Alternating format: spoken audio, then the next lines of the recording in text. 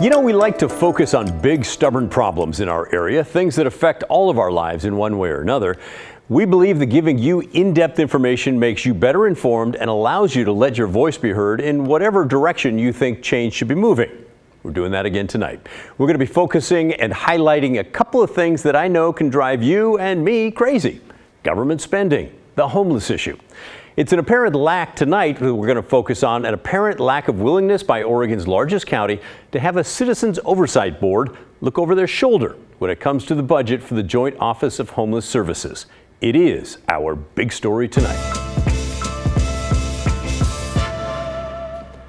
Now, I know that talking about budget oversight committee can be a dangerous thing because it could put you to sleep, but don't go to sleep. Wake up. This is important. We're talking about the spending of tens of millions of taxpayer dollars. It comes from a tax on high income earners that's providing really an enormous amount of money for its programs. Now, whether you pay the tax or you deal with homeless folks in some fashion, this involves you. But the leader of Volunteer Budget Oversight Committee for the Joint Office, which is set up in the county ordinance, says they are getting the cold shoulder when it comes to performing their oversight mission. The county doesn't want to have oversight on the way it's spending money so that it can continue to spend money in a way that doesn't actually address the problems that Portlanders have.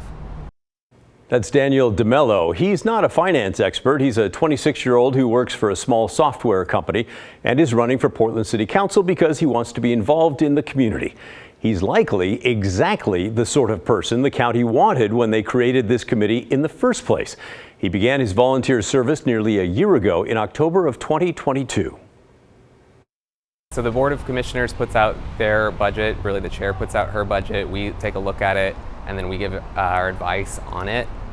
We were appointed by the Board of Commissioners, but they have not followed county code in terms of how we've been appointed. All right, so that last part might be a little bit confusing, but what he means is the board's blowing off his committee, apparently telling them, yeah, you're not really needed right now.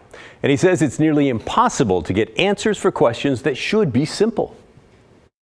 I would love to have an answer about whether there's a homeless industrial complex or not. The most frustrating thing in all of this is that the county won't answer the questions we ask about that. We went to the county and we asked, you guys are spending a lot of money on rental assistance vouchers. That's great. Who are the top landlords who are receiving those funds? And they refused to answer that question. Seems like a pretty simple answer. And because he's being ignored by county leaders, DeMelo says he cannot say whether the joint office is being effective or not. He wrote an editorial along those lines. It appeared in the Oregonian over the weekend. Oh, and by the way, in case you're wondering, he says no, the joint office does not have a plan to end homelessness.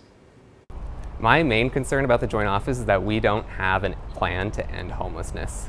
Since 2015, which was the last time we had a plan to end homelessness, we have not had a plan to end homelessness. When I asked the county, do you guys have a plan to end homelessness? Do you have a target date? They laughed.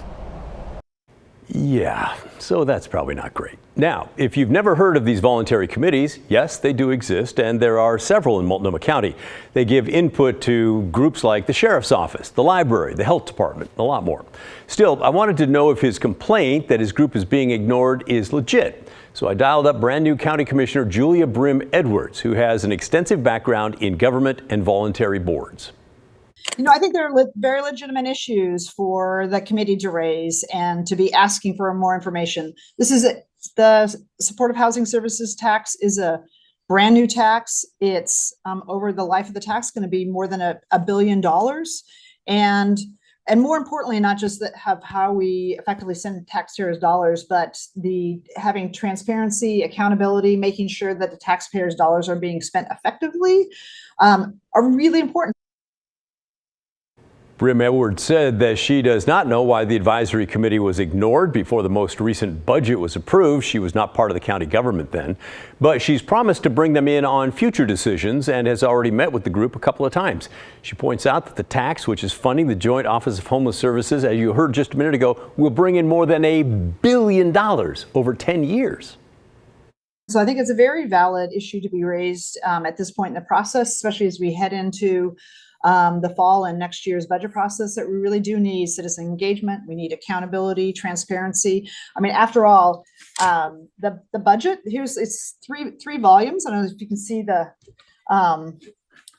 It's a $3 billion budget, and their particular piece is a very significant portion of that. Like I say, it's a new tax, and we want to make sure that money is being spent well, and we count on citizens and community members to advise us. I emailed each of the 4 commissioners and the county chair, Jessica Vega-Peterson. The chair responded this afternoon, issuing a statement that reads in part, "We inherited an involvement process that has been paused, and resuming that work was bumpy because of staff vacancies. I've asked the Office of Community Involvement to help overhaul this process in the coming year."